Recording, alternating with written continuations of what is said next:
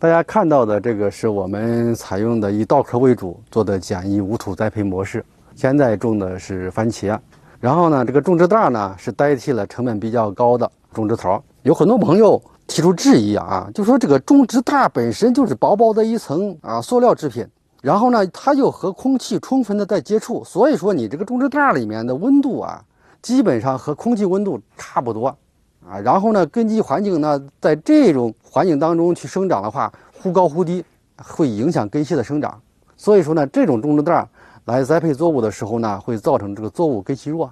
大家看一下我们这个番茄长势，像是根系弱的长势吗？另外一个呢，我们大棚里面的这个种植袋里面的温度，还有空气的温度、空气的湿度，我们都是通过手机呢在实时监测我们打开手机看一下，现在是早上的7点，然后土壤温度实际上就是我们种植袋里面的温度在15度以上。另外一个，我们看头一天24小时的温度变化的曲线，看一下然后空气温度呢，这个呢是黄色的线，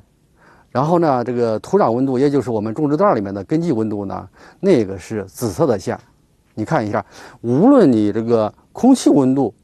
在这个10来度的时候，还是在30多度的时候，而这个种植袋里面的温度基本上都是在15到20度之间，所以说它的变化呢是非常的恒定的，不是大家所担心的那样忽高忽低。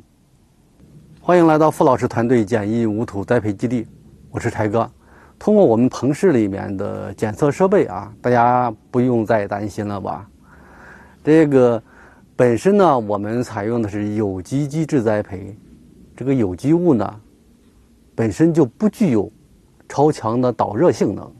另外一个呢，你这种有机物呢之间呢存在着大量的一些大空隙这个大空隙里面是空气，那空气又不具有很好的一个导热性能。另外一些小空隙里面又存在着大量的一些水分，这些水分呢又不具有这个导热性能，所以说呢就造成了你这个根基的温度就不可能会特别高，发生的变化不会那么剧烈。然后呢，我们在夏季的时候我们也监测过包括在冬季和土壤进行对比，实际上你种植袋里面的温度的变化在对比情况下还没有土壤